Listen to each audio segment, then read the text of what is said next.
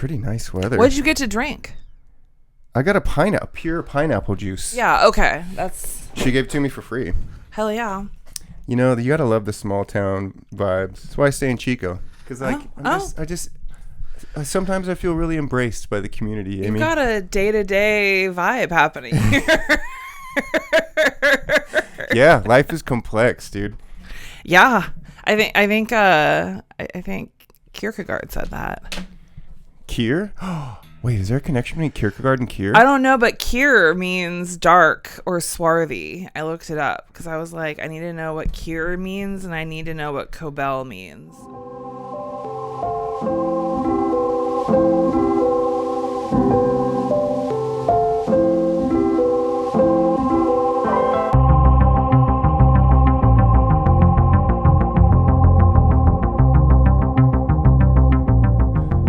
Welcome to the Living Directors Podcast, the Severance episodes. My name is Derek A. I am your co-host. Joining me today, as always, is Amy D. We are on episode 8, season 2. We're going back. This one's about vitriol. It can be sweet. God, it can be sweet with your family, with the company that wronged you. Yeah, we know.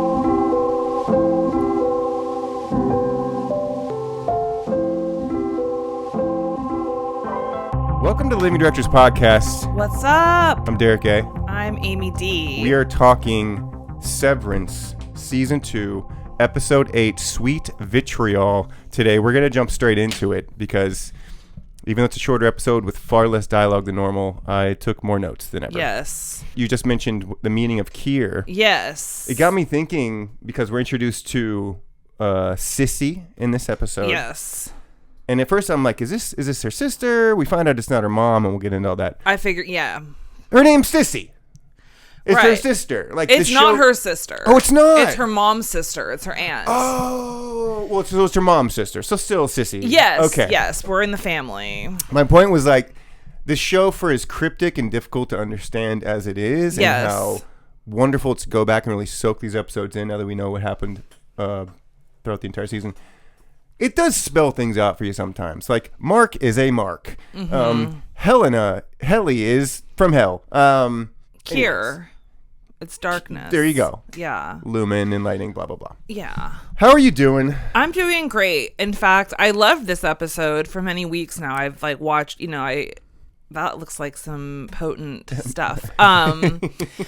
It's a pure pineapple juice for anyone who's we're all above board here. It's not even the afternoon yet quite. Pure pineapple juice, appropriate for Severance. Oh yeah, pineapples, yeah. Which we haven't learned anything about. Sure. There's all that stuff from the cartoon or whatever at the beginning of the season. Yes. Like, we haven't learned about a lot of that stuff. Just wanted to mention it. Right. Okay. Sorry, I'm hyped. Oh no, just I think this episode was. It seems slow, and often in pure Severance form, it definitely, the thing that it's presenting is often in direct opposition to the thing that it actually is. And so it was not slow at all, although when you're in a snowy, cold, mountainous sort of vibe, it really does something to the senses. And you're like, oh, this is the really slow episode, but the more you watch it, the more you really get a feel. Silver, blues, blacks, whites on the, cold American coastline. Stark. And for the show's so brilliant once you do soak it in, that sensory feeling it gives off, the moods it gives off are so potent and powerful. And it is subtle. This is a subtle episode, but the subtle complexity of the show is what makes it so brilliant and allows the mind to just go everywhere. It's a really paradoxical show. Let's get straight into it. I want to talk about the intro recap to this one. Okay. Because, again, going backwards, kind of understanding things that might not have been understood to begin with. We have Cobel's suspension from her position, her crash out at her shrine. There's this quote, "Place me, the virtuous nine, that I may feel thy touch divine." So the values nine, not the virtuous nine. There's the painting Courtship of Kier and Imogen that Bird and Irving talk about in this recap, where Kier the Stewman meets Imogen at an ether factory. And this is what we're shown this episode, the world of ether. Helena says that her father invented it in this dinner scene with Mark when they're outies.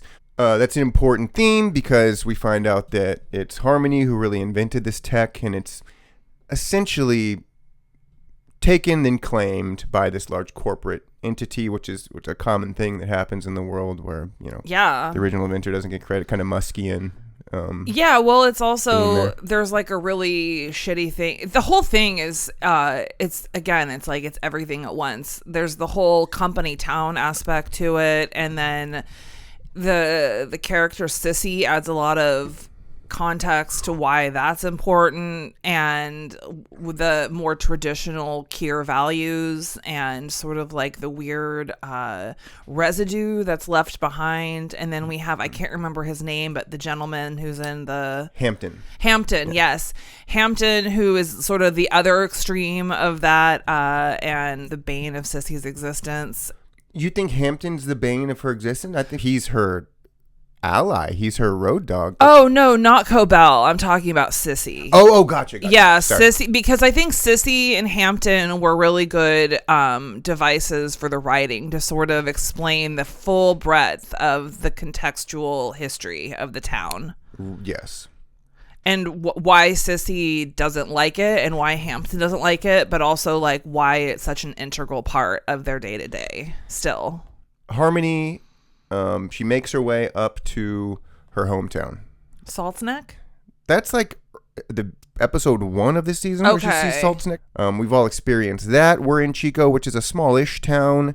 When you live in a city, you come back home. There's that feeling there. I will say, Chico's a smaller area, but it's a college town. If you've ever been to a town that was once like a thriving town based on a factory or some sort of industry, and then all of a sudden like Westwood in Northern California, not in Hollywood, there was an entire logging industry that was removed, and like essentially the kids at the time that I knew, the people that lived there, were just left to take acid on the weekends. Like it was a total bummer, and if you didn't get out with the industry and like move on with your life, you were fully left behind. And that's what it reminded me of. I mean, the show encapsulates that perfectly. This is kind of at the core of Trumpism too. I don't mean to make this about kind of America and Trumpism every episode, but it's just so directly relatable. Sure. I have to bring it up. In that these factory towns like this around the country are dwindling, so they're just kind of feeding into this kind of all of the stories, the narratives that Trumpism is spewing out. Yeah. Because it connects with them. And even if the economy is doing better, we had the best economy in the world, when Biden left, like they don't feel that because their factories are gone. So that gets into this kind of tariff rhetoric of like, we're going to bring factories back in America, and that makes them happy. What's so interesting, it seems relevant to bring up now, is that the reason, well, I don't know if it's the reason, but Harmony Cobell creates the technology that renders the ether factory irrelevant, because the ether factory was essentially the first line on the defense of separating consciousness. Wow. Right?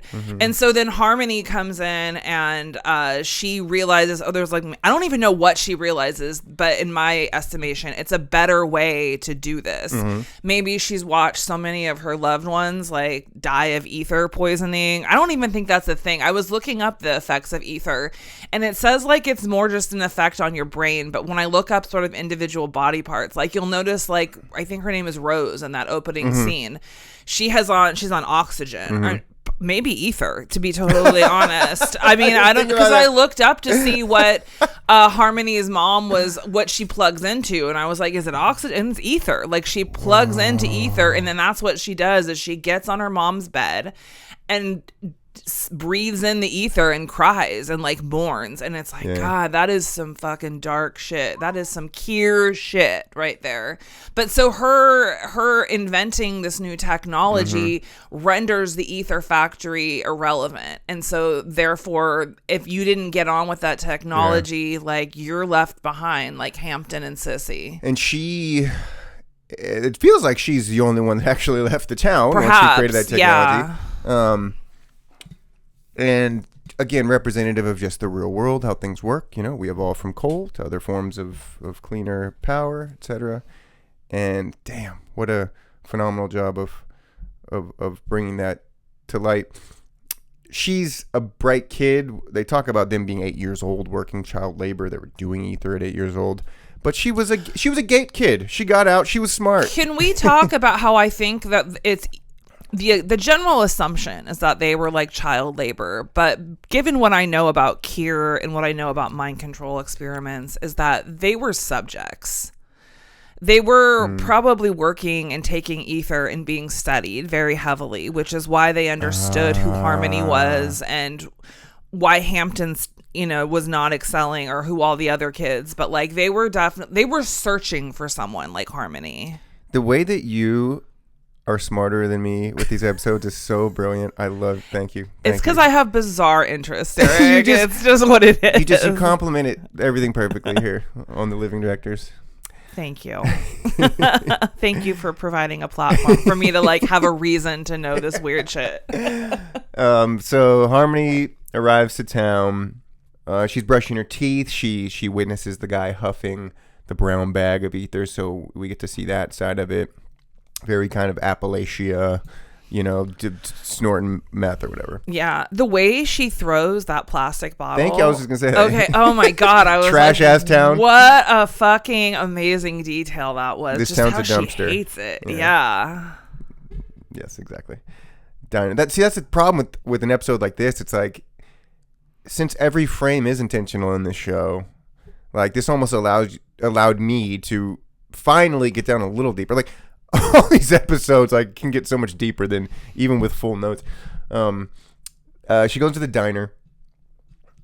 The small town doldrums I wrote down over coffee, the kind of cynical morning conversations that also reminded me of like Trumpism. It's just like, you heard about those damn liberals and Biden.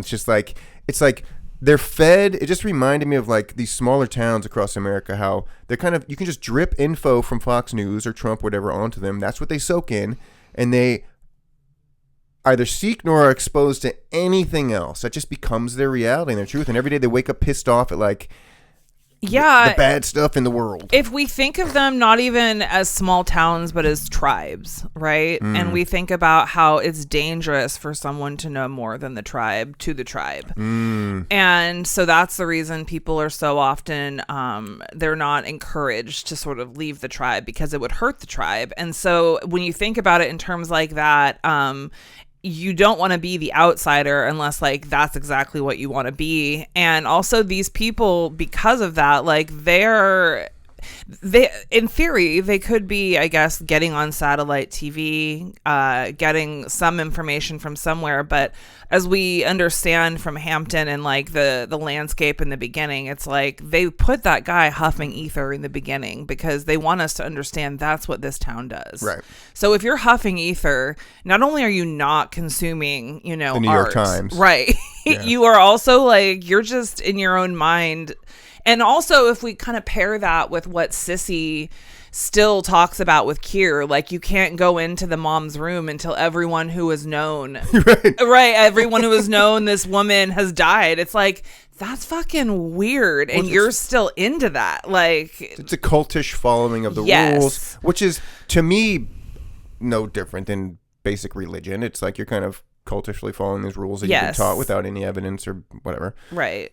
This one though, so like the 10 Commandments though, if you just kind of look at it on a basic level, some of them like make some pretty direct sense. Like, yeah, like don't murder people. You're gonna feel really bad about yourself, and we just don't want to deal with people who feel badly there about are two themselves. Good commandments. Right, and then also, and it's just like how to keep your life more simple. But maybe after I meditated on it or something, but at this point, I can't see the inherent value of not going into a room until everyone has died to go see the dead ones. Right. It's like, what a weird rule. Yeah. You're talking about kind of the lack of curiosity in these. Well, I'm just saying these rules seem like arbitrary and like really, really followed to a T. Yeah. And so it's even kind of like transcends religion in that way. It's like it's a more strict religion. Sure. Yeah. It's like, I mean, that's how I feel watching the White House press briefing. Sure. Same vibe. Yeah. It's Yeah. God. Okay. Somebody's kid flipped a 2-ton snowplow. How do you do that? I don't know. Good question. Conversation at the Yeah, chapel. yeah. Curious about that detail. Apple. I mean, drug. Right. Well, no, I'm thinking of drugs or like drug experimentation. You know what I mean? Like, anyways, we'll go into that. Yeah, another this is time. just daily gossip in town. The apple didn't fall far from the gutter. Okay. James LeGros, I think is how you pronounce it, is the actor who plays Hampton. Just a baller.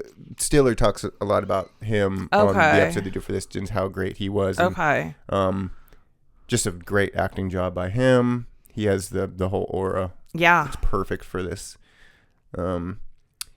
We see, he the first time he says the word chic when he's talking to Rose, like we can see that he's smart, actually. Like something like he should have got out of 10. He was one of the gate kids at 8, that was probably as smart as Harmony. Just Harmony developed that tech and got out of town. I don't know when she developed it. It wasn't 8 years old, but.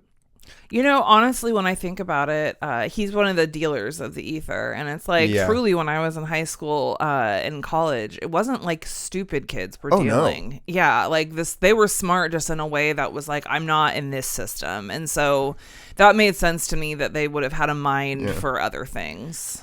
Yeah, it makes me think of Who Cloned Tyrone that we did on TBA. And there's the drug dealer, the pimp, and the prostitute. They're actually like the smartest people in the neighborhood. Sure. They're getting the most out of, shitty. Yeah. Basically. Rose's new hairdo. She says, you can top me off anytime to Hampton.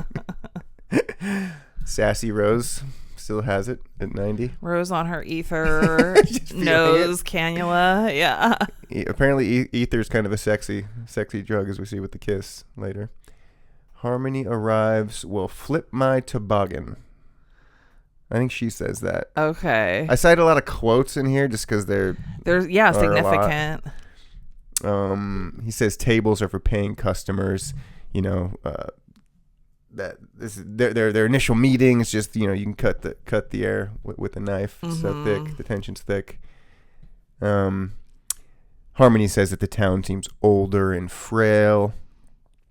And that's when Hampton has this funny line where he's like, after the market readjustment and fluctuating interest, core infrastructure investments, he's kind of being funny, but I think all that was very real, what he said. Yeah, I think he's talking about the ether factory left, and now no one wants to fucking live here, and everything has disintegrated economically. Just a 10 out of 10 retort by him. Yes, the way he phrased it. Yeah, no, he's a smart guy. Yeah. He's a smart guy. And that's intentional. Cobell needs a favor. Where do we go from? Oh, the song. I've been getting into with the Apple TV thing. You can find out what the song is. Yeah. And the songs are so geniusly selected and placed. Like the title, every lyric and every song is so relevant to what's happening. I watch with captions and it has that stuff too. Yeah. Where Do We Go From Here by Charles Bradley comes on, this amazing song. And by the way, I love putting the actual music on the IG post when we promote. It makes it so much. Oh, there you go. That's what I did with the last one. Did you notice that? Okay. No, I will notice this time. Living Directors on Instagram coming today, by the way. So go follow. Heck yeah. At Living Directors. Cars are face to face. We got some cool cinematography going on here. Harmony's asking Hampton this favor. He's not too happy about it. She needs a ride to Sissy's. This is when we're introduced to Sissy. He says no at first. He asks her how much trouble she's in. She says enough. Sissy lives in the 9. She's a pariah. I got the impression that everyone who lives in the 9 is a pariah. Did you get any further insights on what the 9 is? I was thinking about the 9. The 9 is like the end of the numerical sort of structure, and so you're so good at numerology, dude. I mean, I do my best. It's just that then it resets at 10, so I imagine that the 9, it either could be like really good or really bad, like aces or whatever. You know? I want to say it was like was it even at like the tip of a peninsula? It was like at the end of the land. It could have been, like the end of the world, sort of. The values 9 that's mentioned in the recap, I don't know if there's a relationship there. Well, 9, like I said, it's like it's a great number for the fact that it like can be the beginning. It's like it can't get better than this, or like it's the end, and that's just what it is. 9's a magical number in a lot of ways. Tesla knew. Why fucking did? Why would I help you? Hampton's asking, so they're just kind of going through this little struggle there for whether or not he's going to help her out. And honestly, in the end, we come to learn that I think he totally loves her, at least in some like deeply connected way, because they share a very profound, deep connection. At the very end of the day, they at least share a magnificent trauma bond. Like if it goes beyond that, then maybe, but like it seems like they might have been like teen lovers, or you know what I mean? Like there's some sort of there's a chemistry there.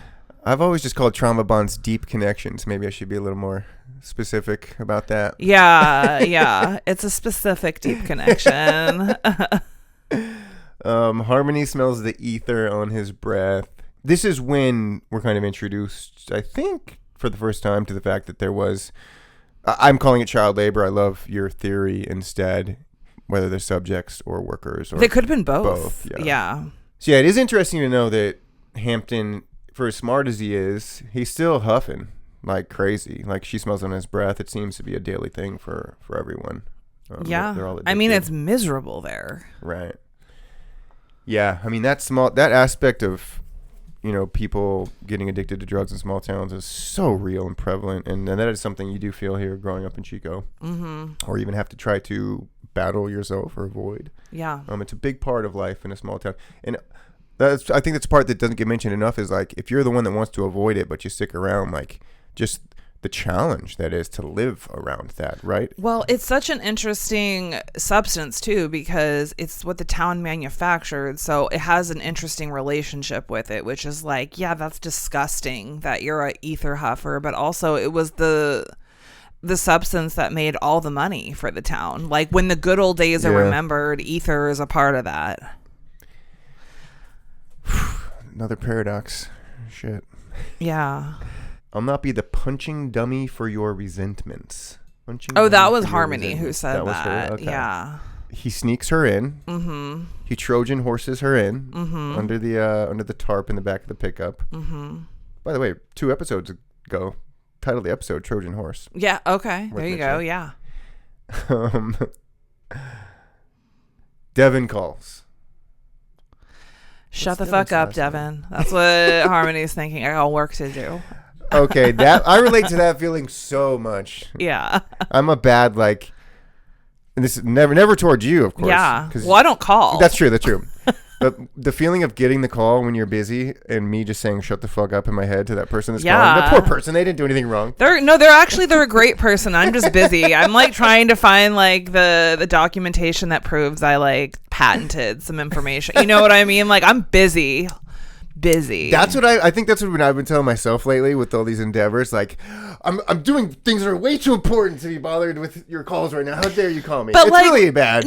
But also just to like sort of digress, it's the idea that we can just be interrupted in a moment's notice during our day is relatively new. It's like, hey, I still own my time and I will get back to you. And I understand that like there is an urgency on your, and sometimes it's my end. Like I got to get a hold of you, right? Like there's an urgency on the caller's end, but it's like, you are not their it's just like, unless you're like someone's kid or like you're expecting emergency info regarding someone's like status of life or something, it's just, sometimes we have to put that on hold and move forward. It's such a smart social point because it's like, oh, this new generation doesn't answer phone calls, they only do text. It's like, no, you're not supposed to be able to fucking intrude on somebody's life 24/7. No. So, like, that's the reaction to phone calls nowadays, the modern reaction to phone calls. There was, like, a point in time at which the only way you could get a hold of someone is if you were home and they were home. And then it's like, if you were a kid, you had to get through, like, talking to the mom for, like, 3 minutes, or, like...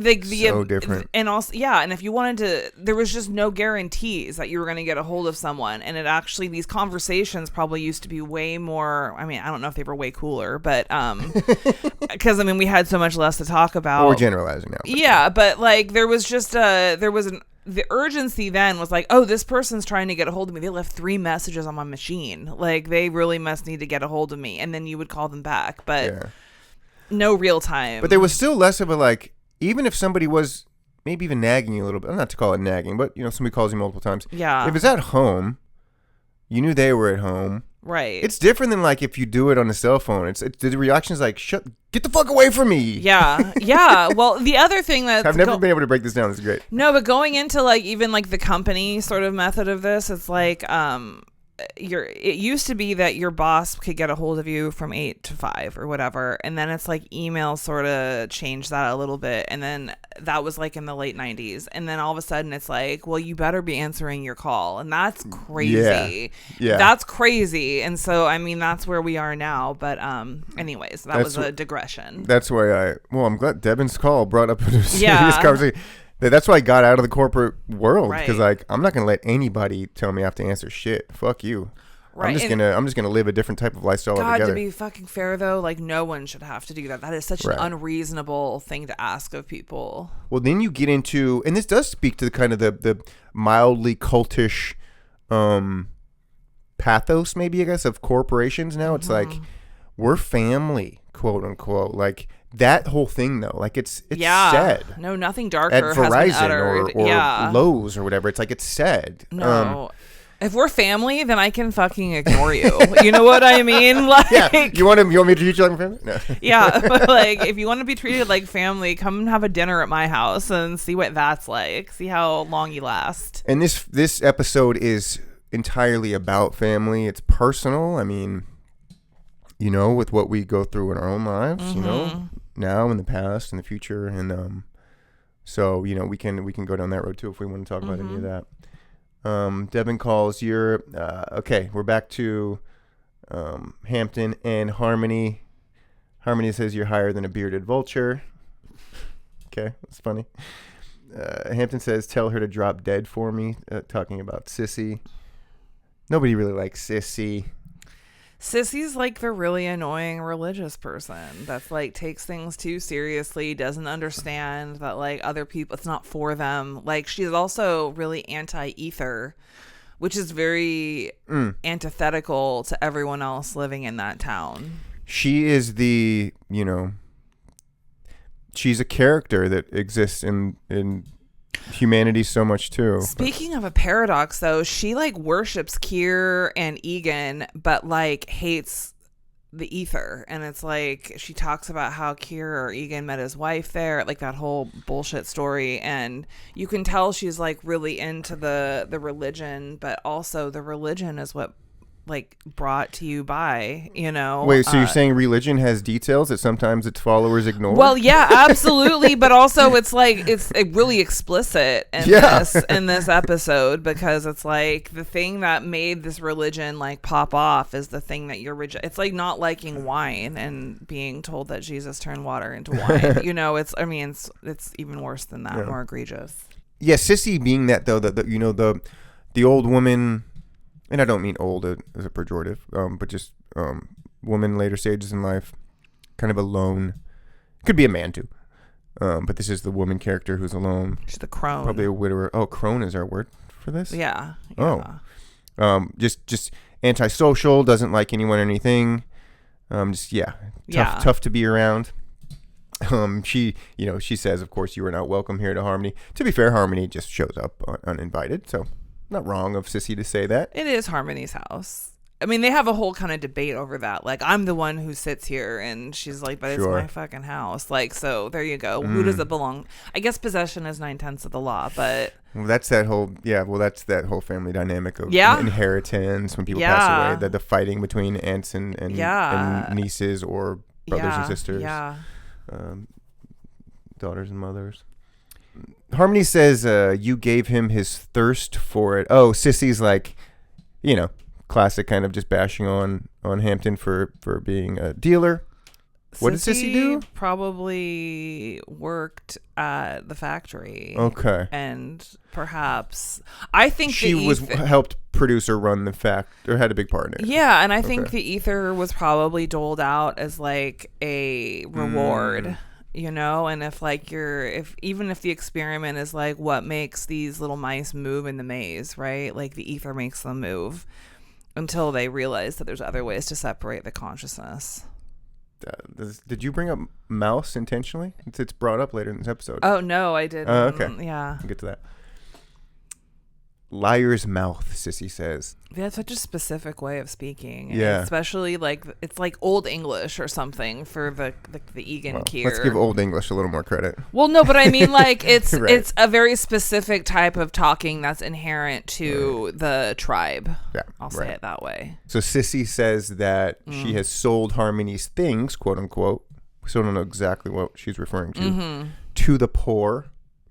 Little dig there, I think. Well, I like that because it was like, okay, why did I like that? I liked that because it's what people do, right? It's like we see this with the Trumpers as well. It's like, I'm not poor, they're poor. But it's like you can easily see that they're living in an old defunct town, kind of in squalor. I mean, it's clean, I guess, but it's like nothing is new, and it's just a really common trope where people who are not necessarily thriving economically to be like, they're the poor ones. And that even bleeds over into like, I'm not hurting my community or my country, you are, when sometimes it's the opposite. Right.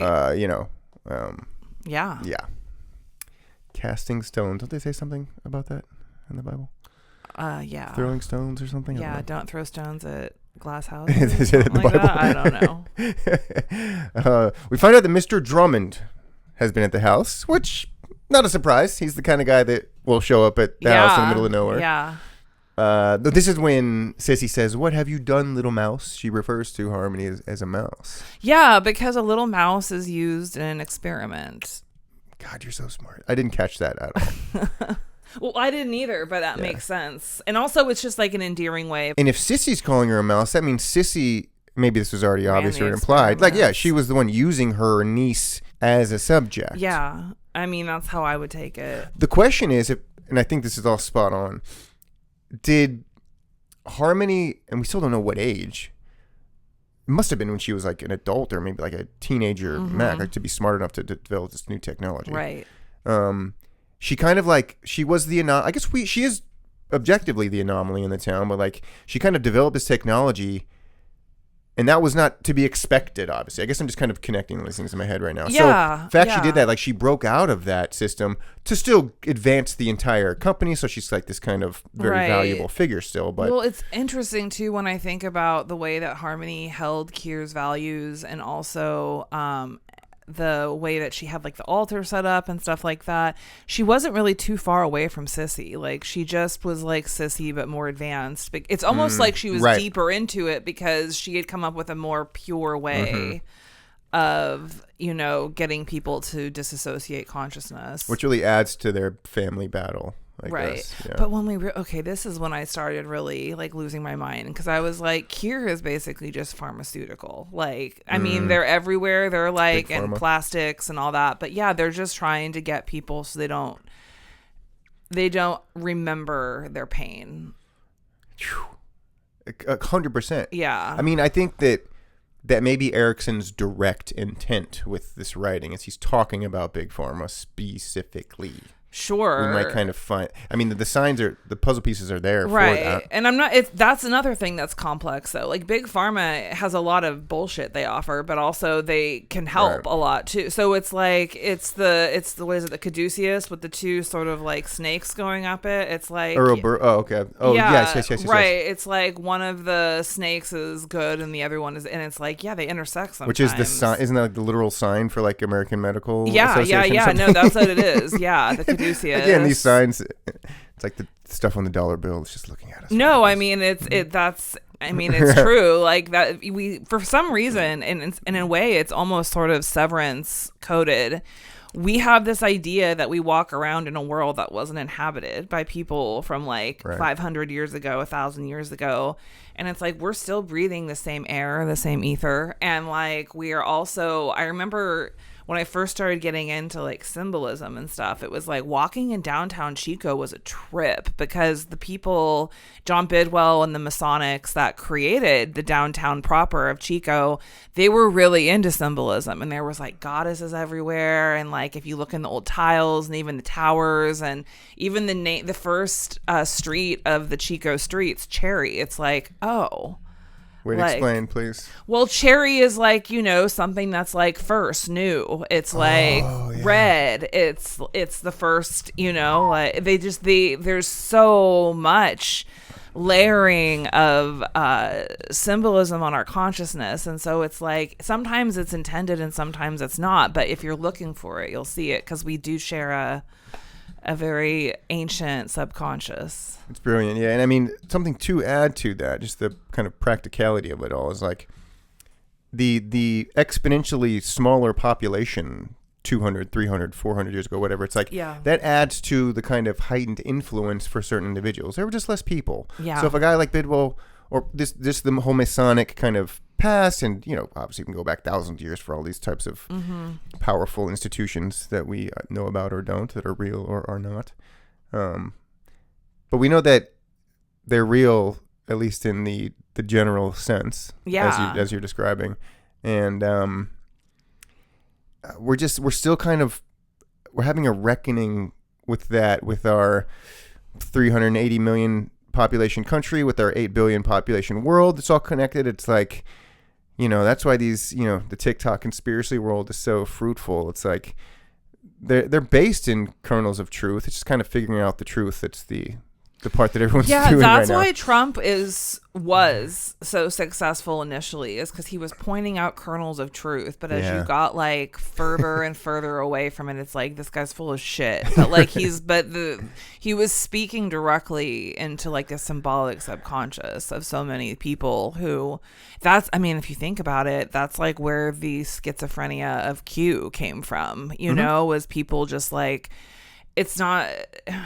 Tea Party, Q, MAGA, there's no difference. Right. And it's like but the Q people were really into like symbolism and like this means this. And it's like, well, that's not really how symbols work. There's like a general gist of them, but they're also sort of contextual, you know what I mean? And so it's like when they're like, this number means this, or I wasn't into Q. I was into following what they were into, because I thought it was so fascinating how they made these 5 like conservative losers like made these people feel as if they were on the inside of something, when it's like, no, they have literally turned you into social idiots. But that's what the deep state is now, that it comes directly from the mouth of all the highest positions of power, still to this day. It's the most normal phrase ever, the deep state.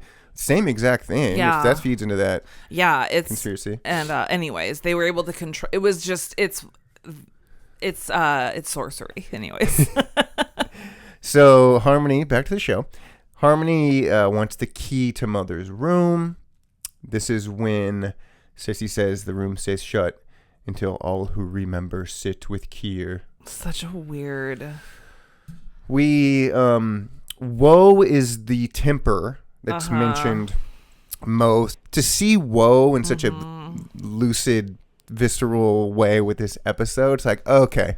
Oh, now I remember what woe really is. Like the house, Sissy's house, and everything, and the family dynamics and everything, the town dynamics encapsulate woe so well. Well, it's just interesting too, because it's like the thing that takes you away from woe is like getting high, right? Exactly. It's crazy, but it's like, that's not any better. Like, what's better, being in a complete delusion or being in like?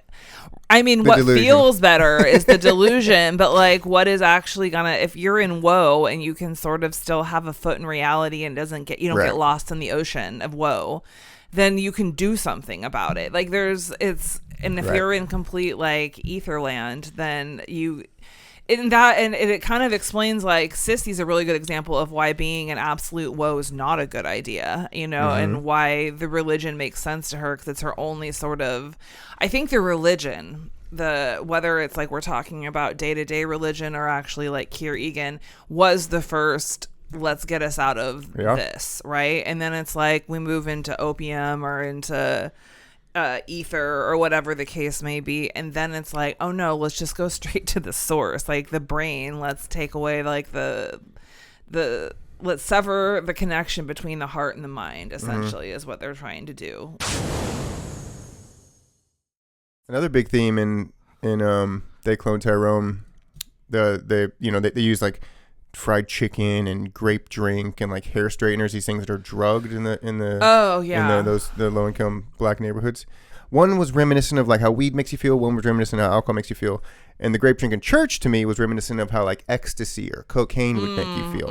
And you know, that's what religion is when we talk about drugs and escape. It's like it's cocaine for sober people, right? It's a like way for their dopamine to sort of like re-up on like what a great person euphoria, or everything's great, everything's okay, everything's beautiful, but in fact like it's so another paradox, right, is that the more that you get high on your own supply, like truly the worse you may start treating others, because it's like, well, they're not as virtuous as me, right? And how am I supposed to share this world with people who don't share my virtue? And then it's like slippery slope. Here we go. That's a huge American theme right now. Yeah. How much time do you have, by the way? I have time. Okay. Because I have notes in my iPhone. The whiteboard wasn't big enough. Of course. So real. So woe and quarrel. Harmony asks, what were her last words about her mother? She says something about you ripped the tube from her gullet. Great writing once again. Yeah, well, she's implying you killed her. Yeah. Right. And then and honestly, Sissy is happier with Harmony believing that up until a certain point. She does slap her though after she says right, but like because Sissy knows the truth, which is that her mom killed herself, which is probably, or ended her own life, which is probably like hugely sinful, for lack of better wording for this. It just makes their whole situation a lot more complicated. Yeah. Sissy says that she saw gratitude in her eyes, freed from suffering. You know, you hear that said about most people, honestly, or not most, but many people who are on their deathbed with their last words. There's a freedom or a release to it all for a lot of people. Ram Dass says dying is like taking off a pair of uncomfortable shoes. Interesting. Think that's a beautiful way of describing it. Shoes. Is that what the shoes mean in Waiting for Godot? I don't know. Anyway, sorry. I'm thinking about UCSB literature now. If only she had been a believer. So this is when we learn about Harmony, the complexity of Harmony's mom a little more. She didn't buy into this stuff like Sissy did, right? Like she wasn't a believer. We find out right here.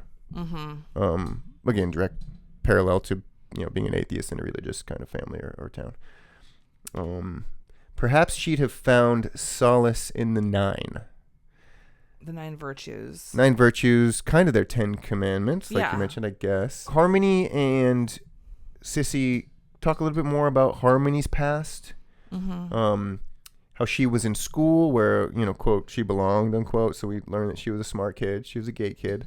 A lot of gay kids grow up to have complex adult they're fucked up. Yeah. So she represents the gay kid 100%. Yeah. She knows more than other people around her, which sets her out, Sissy says that Harmony's studies were more important than saying goodbye to her mother. That's a complex real world situation too. Sometimes, I mean, I'll just get personal. I mean, I wasn't there when my dad passed. I went back to go teach and been away for a long time to just be with him in his house. And it's like that happens in real life. It's like, and I don't know if it's maybe more so an American thing because we have all these issues with kind of end of life care and how expensive it is and all that stuff. It's like there's definitely moments where you might have to leave your loved one to go take care of your own life, so to speak, and you can't be there for them at the end. And that's what this talks about. I think it's really interesting though, because I think Harmony would have really appreciated making that decision for herself, and we sort of I got the impression that she didn't get to make that decision. And to be fair, I think we don't know the timelines here, how old she was when her mom passed. No, we just know she was at school. Okay, so it was a while ago then, yeah. A long time ago then. Yeah. Yeah. That's interesting. Yeah, timeline questions for sure still. They mentioned the Wintertide Fellowship. That was like the name of the program for like the smart kid that had this tech. Or maybe helped her invent the tech. I don't know. But it's interesting because like religion is all about like the sun, and it's so many of the projects and the verbiage around Lumen is cold, or it's like winter. Yeah, and the area outside of Lumen headquarters has always been pretty cold. And yeah, and even, I think I've mentioned this before, but like Lemon and Lumen are very similar. And Lemon is sort of with the sun, and U is sort of a symbol for the moon. It's just in one of the things. So they would take out the E and put in a U is interesting. But also, sun would be conscious and moon would be subconscious. I like it. I mean, it's just the way it is. I'm down for some moon conspiracy talk. It's not conspiracy. No, that's what I'm saying. Yeah, symbolism. Okay. Yeah. I'm like, this is widely known. Yeah. We can have moon conversations at some point in the future. Absolutely. The Intergalactic Federation that has meetings inside of its hollowed center, right? I mean, that's to overcomplicate things. Really, it's just a symbol of your subconscious. Okay. Yeah. Sorry, I just saw something. Gotta get away from that shit, Derek. It's fun. I get guilty pleasures too. You followed Q. I follow. The moon is a spaceship theory. Yeah. Okay. I get you. It's fun. No apprentice more industrious. So we're kind of driving home this endeavor that Harmony, special kid, smart kid. No apprentice is more industrious. So just very important intellectual person of the company, arguably the most. Which, emphasizes the betrayal that she's experiencing right now with the company. She's told that she's a huge disappointment. We've all heard that from family members before, right? Yeah. I'm projecting, maybe. Not great. Not great to tell people they're a disappointment. Even if you're in your 60s and they're in their 40s or whatever. Keep it to yourself. I'm not projecting too much here, but that's how you drive families apart. When you start to speak to younger people like that, like you're a disappointment. Like, who the fuck are you, dude? Right, so anyways, just a word to the wise. Disappointment there. To who? Yeah. Last thing I'll say about that. My theory is that it comes from like a patriarchal, matriarchal figure. It could be an older sibling. It could be an aunt or uncle. Usually it's parents. They kind of give you that energy.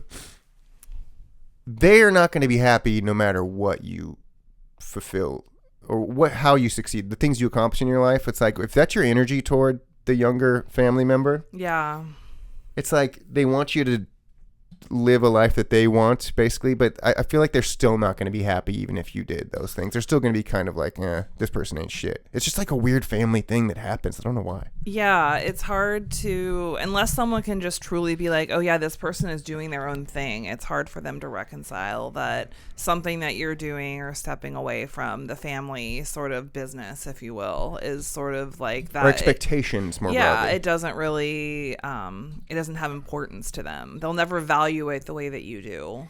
It's such a real thing though, like the expectations of a parent to a child. I mean, I think we see it a lot kind of stereotypically in like, Asian cultures, or that's where you hear like, you're not a doctor or a lawyer, like you're a failure to me. Like it still permeates in kind of every family. It's in a Nigerian culture. Sure. All over the world. And in America, it's still just as prescient. It's like, we're just kind of maybe a little quieter about it sometimes as a culture. It's not as blatant. Well, I think it's like, you're not going to take your dad's shoe store. You're not going to be a plumber like your dad. Like, who's he supposed to leave that to? And it's like, God, not my problem. But it's like, that's where we get into the whole like, well, we want to like have everyone be the same, but also we're individuals.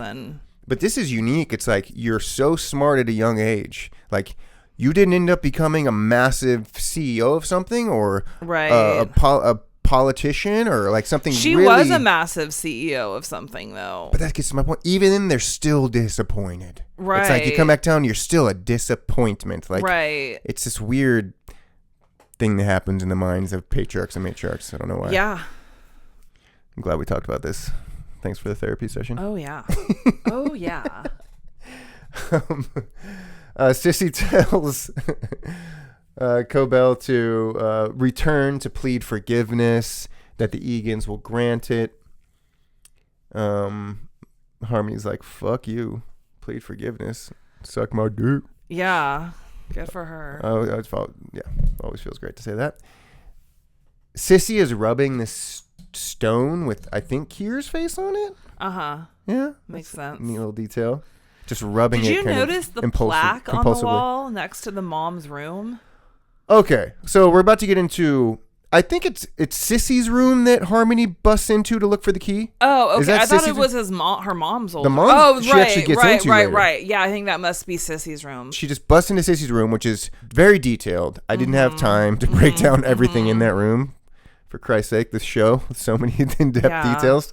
Sissy says all you will find in there is pain, like in her own room. Like, true, but also, Jesus Christ, what a reality. Right. What a world you've created for yourself. What a woeful world. So Sissy's room full of details and symbolism. There are the 4 heads, one of them being a goat. Again, this is my weakness here, memorizing all of these details. Do you recall the 4-head thing? Okay. Listeners can look it up. Harmony finds the key. Finally gets into the mother's room. Much more drab, less detail in there. Yeah. There's a bloody shirt in this closet. Do you remember that? I didn't even clock blood that. Or is it oil, something? I think it's blood. Yeah, it's probably blood. Maybe it's where she took out her tube. Ooh, okay. Nice. Yeah, I don't know, but yeah. Yeah. And furthermore, it was kept and hung up. Right, but you're not supposed to go in there until ever. Right. You are not supposed to go in there. So apparently, like, I don't even know who's. That's the crazy. Okay, I can't stop getting hung up on this. Like, then who the fuck is supposed to go in there? Nobody. If it's not, I know, but that's what's so weird. It's like, off limits. So weird. It's the tomb. It's Gilgamesh's tomb. Yeah. They're creating some weird shit there. The bloody shirts. There's a picture of a little girl in the mom's room. I think that's got to be Harmony. Yeah. Cute little picture. There's the blanket that Harmony has a deep connection to. Might have been hers as a kid. Yeah. Maybe. And then we have the old machine, which is all I wrote and underlined. Yeah. That's the ether machine.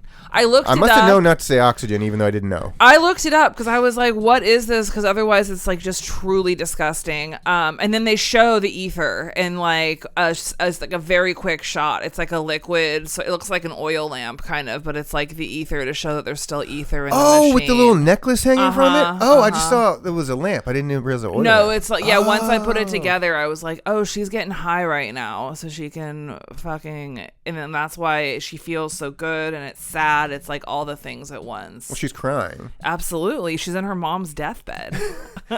Then breathing the final air of her mom. Like, it's too much. Yeah. Ethers on ethers.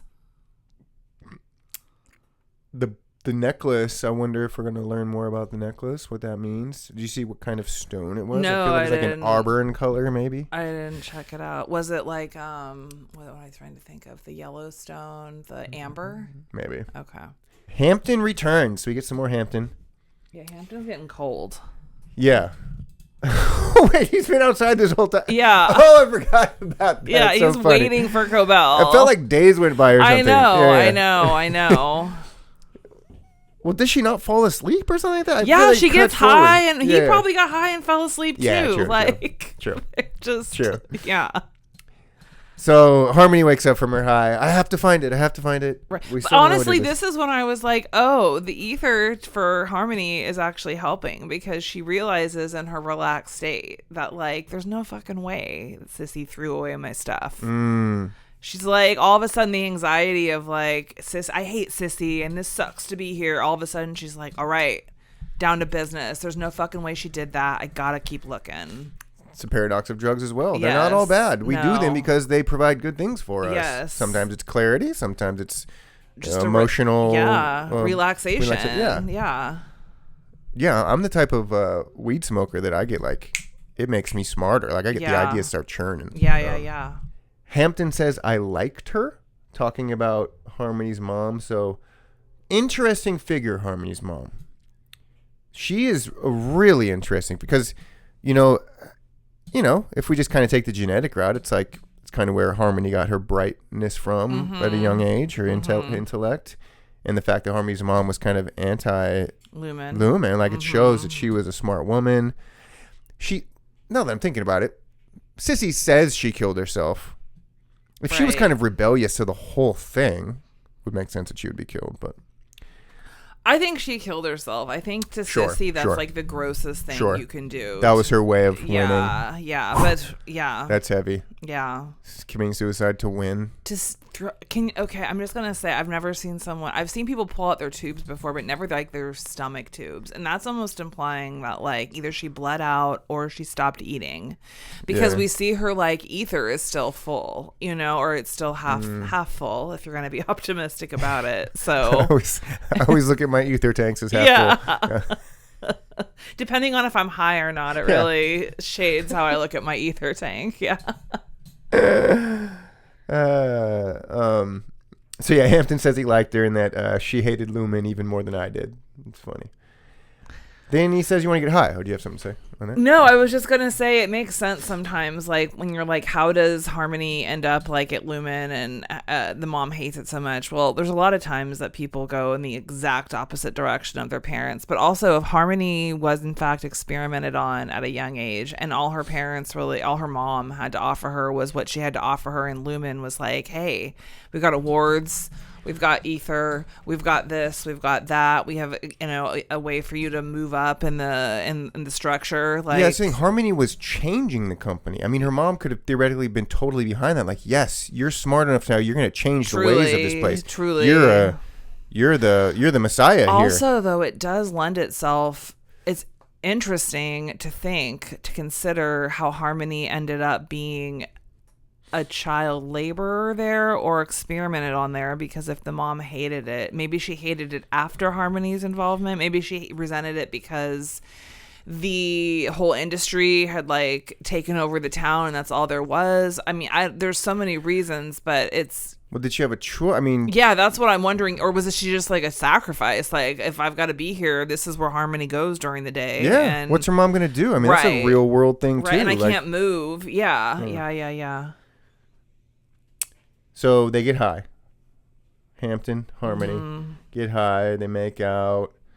Kind of skip through some of this a little bit. They end up in this kind of shed underground. Was that like a Hobbit? Like it was the top was covered with grass and dirt type That is thing? what it looks like. That was so cool. I love Lord of the Rings. Yes, yeah. I couldn't figure out for the longest time exactly what. Yeah, it's a bunker. Yeah, it was a bunker for sure, and it's where you'd put all the important things. Yeah. Finally, we find out what Harmony is looking for. It's, I guess, essentially the blueprints to her creation. Okay, let's talk for a second about how she finds that. It's in a statue of Kier's head, which is like the symbolism of her shit being tucked away in a statue resembling Kier's head. Is like, come on. It says... I know. It says Egan on it. Egan, right. But it's like... It's just, it transmits this idea that it's not hers. Like, even though it is hers and they're like, congratulations, whatever, you got this award. It's still like, they're storing it in the head of Egan. And it's just, and she's like, hold on to my head for a minute. Like, it's... I didn't even think about that. It says Kier Egan on it, correct? Okay. Yeah. But it's like... It wasn't different Egan. And there's lots of reasons you would hide something or put something somewhere. But I thought the idea of like, just her brain work, her intellect being like tucked away inside a statue of another man's head. It was like, that's right. I have the episode on the screen right now. I just wanted to mention there's this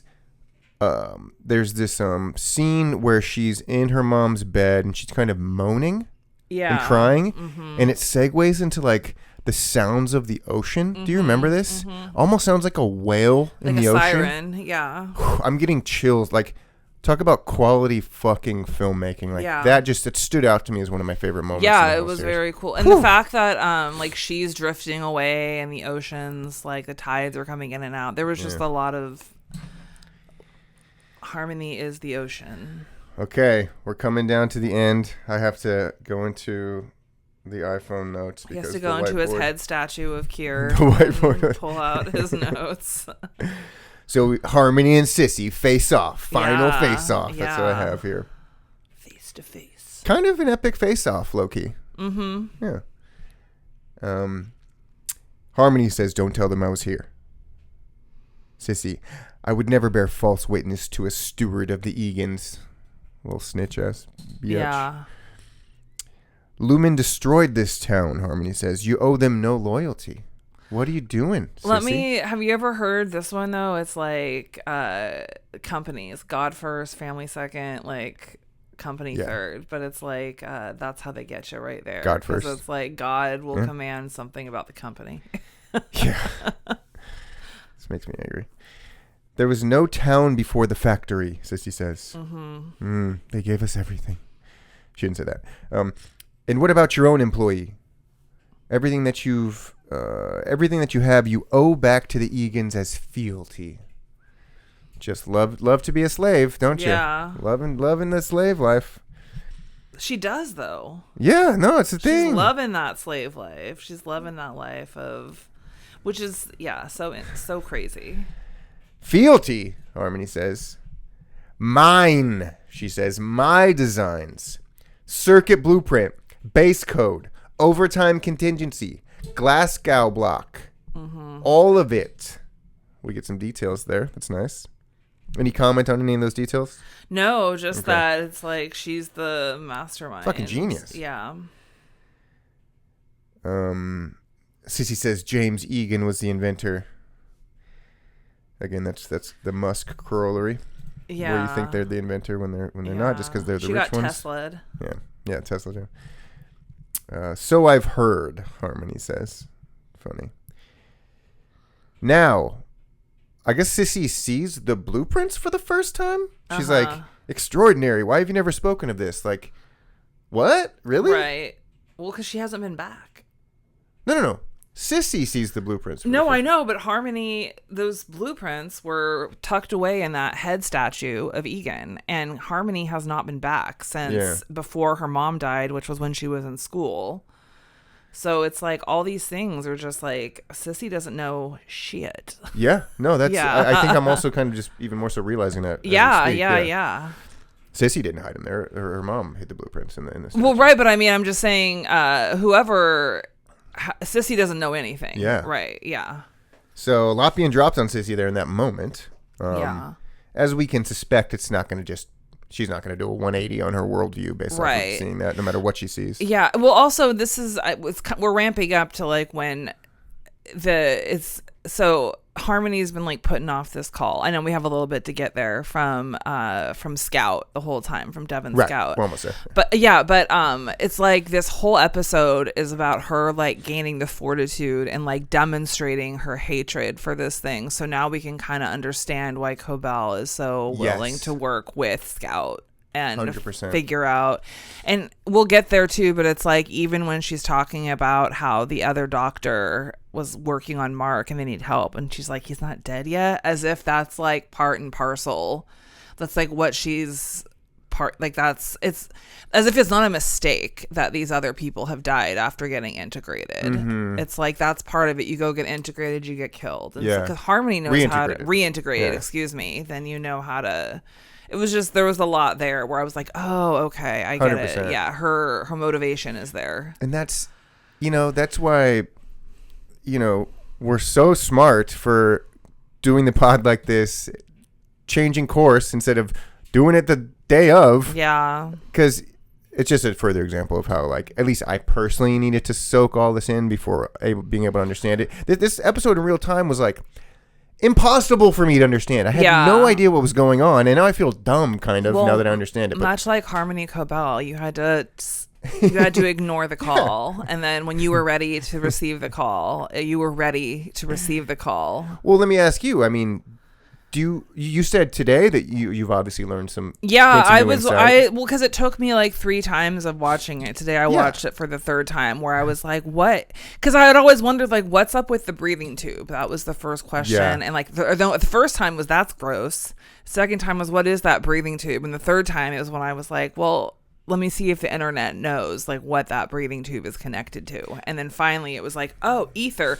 Oh, it's an ether factory. Well, isn't that like a drug that's gonna like separate your consciousness? And it's like, oh, it is. Yeah. So it like all started coming together because of this like one way that I was, because it's like, I'm telling you, it was repulsed. I was repulsed at first by the sharing of the breath. And then it's like, oh, okay, let me take in what it is. And then it's like, it clicked, because once I understood the role of ether in this town and in in Kier and in Lumen as a whole. It was like, fuck. Yeah, and I think what I was getting at personally was like, understanding Harmony's motivation in episode 9 and 10, like just being kind of lost on that, right? Not fully grasping that after watching episode 8 the first time, one time. Well, it's called sweet vitriol. Yes. Which is like why the vitriol actually it's a paradox, right? Like vitriol makes you angry, but like sometimes being angry is what you need to move you to the next step. Sissy, she sees the blueprints. Why have you never spoken of this? She asks. Harmony says, I was told Kier's knowledge is for all. Sissy says that is true. Harmony says, I was told that if I sought credit, I would be banished. Very true. The corporate tings. Sissy attempted to throw the notebook into the fire. Cool, dude. Sweet. Sissy's a fucking... Sissy's great. Sissy's a sissy. Snitch. Yeah. She's a ride or die for Kier, that's for sure. Harmony drops the I hope you die as painfully as she did line. I mean, same. Sometimes it's let out in family dynamics. It's the vitriol. It's like really starting to, because the ether's wearing off too. And so it's all coming back. Like the real Cobell is coming back, but now Cobell has gone into the journey. Did you, I'm sorry if you just alluded to this or not, but there's the sweet vitriol within the family dynamic for Harmony and the meta and the macro with the company. Yes. Yeah, okay. Yeah. It was her hand that removed the tube, not mine. This is when Sissy reveals that Harmony's mom purportedly committed suicide. She won't bear false witness, though. We do know that. And she's a real see you next Tuesday for the truth in that case. Oh, this is when Sissy fires back with, your mother was a coward, more sick in the soul and in the body, filled with malice and resentment. Sometimes it's justified. Yeah. I don't believe you, Harmony. Also, same could be said for Sissy. Of course. Right. It's like it's usually projection. Yeah. You spot it, you got it, Yes. Projection's so real. Yeah. Look it up, kids. I thought you were different. My flower. This is Sissy patronizing Harmony now.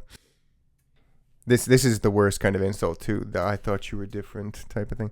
My flower, I tried to help you grow. You didn't help shit. But now I see you are a weed just as she was. We're getting into the weeds for sure here. Harmony has to flee with Hampton because someone is coming. We get a low-key, very romantic knight in shining armor moment. No, this is where Hampton fucking kills it because he's like, armor, take my car, basically. This is romantic. Yes. He's like, take it, because it's like, she's not coming back, by the way, and he knows that, and she's like, you got to get the fuck out of here, and I'll fucking deal with these people, or I'll hide, or something, but like, I'm not, you're good, get out of here. Such an awesome scene. Yeah. The fact that scene went over my head, I'm almost like embarrassed that these things went over my head, but... incredible scene right there. Hampton's the fucking man. Yeah. Love that character. Cool. He's in the running for my favorite side character. Hampton gives Harmony his truck, like you said, while the other car approaches. You remember what Hampton says right there? Come tame these tempers, assholes. Yeah. It's some very Bruce Willis shit. Yes. Yeah. Clint Eastwood, Bruce Willis. Yeah. Amazing. Love it. I feel better now after the Sissy stink. No, but that's like why... This is why Sissy stinks, right? But it's like she gives it's like all of this is coming up to the point where Harmony is like now going to have this like change of heart of like, oh, I was really mad here. Now she's at a 5. Now she's at a 6. Now she's at a fucking 10. And it's like, Sissy, get the fuck out. Oh, and there's someone coming to get me. Gotta get out of here. And now she's ready to fucking rock and roll. I guess if we're gonna speak in terms of kind of good guy, bad guy in the character or in the show so far, hard to do with the paradox, but go ahead. Well, let's just point to the obvious. Her name is Harmony. I think ultimately the type of person that is, right? She creates this new technology that theoretically is incredible and helpful, right. Ditching the old coal miner past kind of. She ultimately is a human being that wants harmony in this world. So I think if there's any doubt, like, it points to her being a good guy in this show. And we're kind of thrown for a loop earlier in season 1 and in season 2, where that's in question and where she seems like she's deceitful, like a bitch, like we don't really know her motives or whatever. Like, she's the good guy in this show. Well, okay, yes, exactly. But so there's 2 ways I take her name. Harmony Cobell. Harmony is pretty simple. Cobell, I think we've mentioned this before, it comes from like Goebel, which is the maker of, which I find really interesting because she's the maker of Harmony. Or wait, Goebel? Yeah, like Goebel. Joseph Goebbels? But that's Goebbels, I think. Yeah, still, that's no, they did it on coincidence. the maker of, or someone who uses a rowboat, which I know has greater significance, but it's the that's maker like of. The what's the river Styx or whatever? The Anubis that carries you across. But the maker of, I think, is really interesting because it's like if you're making a new thing, then like.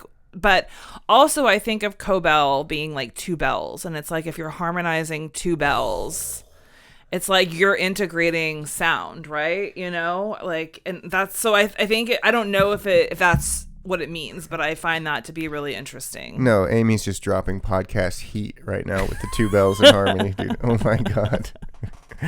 I mean, that just, I don't even want to open up the whole, like, what's the whole thing with the ancient bells in America they were like removed or something? I don't know about that. Okay. Now you're dropping the heat. Again, future, no. Nothing like what you just did there with the 2 bells, the co-bells. So finally, Harmony answers the call from Devin Scout. I've been trying to get hold of you. Like, if you only fucking knew. Shut up. Yeah. Sorry, I'm stuck on that. No, but it was the thing. Okay, here, if we want to get into like even like stranger stuff, I know this is written, so it was written like this, but it's like, it's true. When it's time, that's when you receive it. Like, it was, had she received that call any other time, right. she either would have answered the call and left. Right. Probably not, or she would have not been able to help, and then we would have been on a totally different timeline of what's going on. So she got the 3rd call, which is very significant because it's like a pattern of calls now, and she's like able to she has the fortitude and the reasoning and the whole motivation to help, and she's able to leave. You know what that speaks to? And I think and about this life all the works time. like that. Go ahead. And it speaks to kind of like trusting our instinct, so to speak, which some people, to define more clearly, call it like, I just follow God, I listen to God or whatever. I let God lead me, you know. Yeah. Footprints in the sand, whatever. Right. And I'm about to go to New York to see my college roommate, and we've had these conversations a lot because he's kind of fascinated by how I've chosen to live my life post college, right? Sure. Very untraditional. And there is an explanation of that I have often, is like, I'm following my instinct, my gut, so to speak, but I'm not religious or anyway. It has nothing to do with having faith in some higher power. When I say but I'm having faith in my own mind, which arguably is controlled by a higher when power. I say to you, God and religion have nothing to do with each other, like, it is very hard because there's so much religious trauma. Whether it's, I hate God and I hate because I had whatever. It's like there is an inherent understanding of the way things are, and there is an intelligence to our bodies. Yes. To our able bodies. Not everyone is born with a functioning, everything. But like, if you are of like in the quote bell curve, if you will, of like being, or like a little bit to either side of that, you have the animal intelligence of being a human being. And it's like, it's not even like divine, like an apprehension. Okay, that's into the piece of work as man, like an apprehension, how like a God, right? Like, so when we stop, that's when we're like gods. But when we're just going on instinct, like, that's just what we know to do. But it's like what you're talking about is discernment, right? So like the apprehension to be like, I'm not gonna answer this call, or I'm gonna wait to do this, or I'm gonna go here, stop here. It's like you are your own traffic light. And that's where the rubber meets the road, baby. Like, wow. It's so cool. But yeah, we have this really bizarro understanding that God and religion are one and the same. And that is just simply like, that is the biggest lie of all, in my opinion. They can go together, but they definitely don't have to. And please don't throw out the baby with the bathwater. Yeah. No, this I guess is the... This is where Derek starts believing in God. No, well, I'm just kidding. I think that it's like, instead of saying God, I say instinct or intuition. Sure. So it's maybe talking about the same thing that someone else is thinking. This is why in like so many, not even so many, this is why in some practices they don't even give it a name. Yeah. Because it's like, I like this. Yeah. Sorry, we're at an hour 20. Let's let's round it out. This has been an amazing episode, as always. Devin Scout tells Mrs. Selvig. By the way, she's now calling her by multiple names. She's calling her by both names. Just weird. Maybe she thinks, okay, I don't know, but Selvig. She knows her as two people, I guess. Yeah, but Selvig is the one who would help you care for your baby. Oh, okay. Or Selvig is the one that would be the old caring lady. And so maybe she's like... She's still like using the names for the appropriate like roles. What Selvig needs. Go on. Devin tells Mrs. Selvig that Mark has been reintegrated. Selvig asks she hasn't killed him yet. No.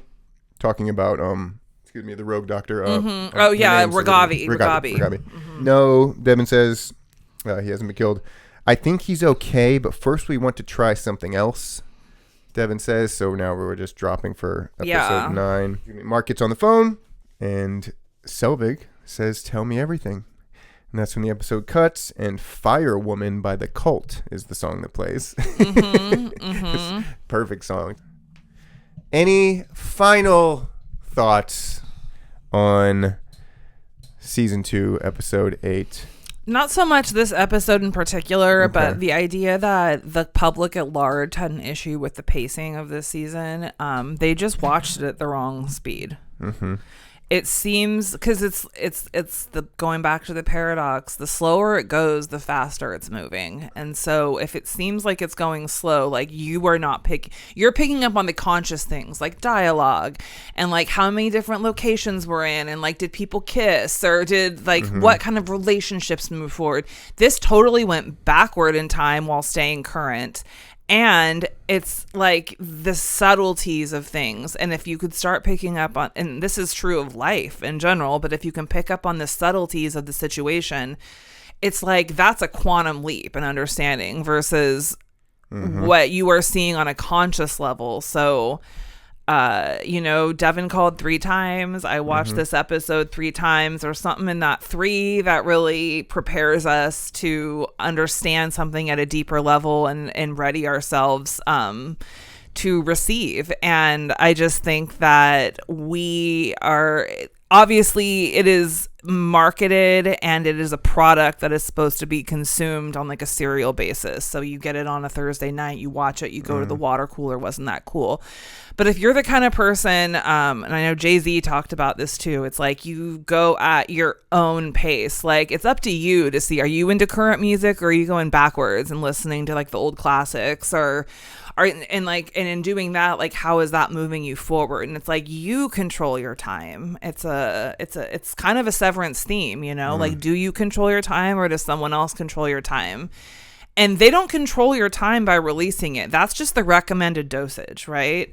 And you can get really in the weeds about a lot of this stuff, but I think that slower and steadier wins the race with this show as far as understanding it and getting the most like personal gratification out of it. Living Directors, tune in a couple times a month, every week if we can. Whenever it is. Well, we're doing back-to-back weeks here. I'm true. Proud. This is true. I'm headed off to the East Coast. I don't know if I'll be back by Friday. You will be back, though. That's exciting. Yeah, I'll be back. Gonna go see Kendrick and Philly. Gonna go explore Brooklyn for a few days. What a great spot to see Kendrick. I'll report back. Okay. Like I'll get a fresh start, new vision of the world, just like everyone in this shit town. He'll be reintegrated by the time he comes back. All right. Thanks for listening to Living Directors Podcast. Bye.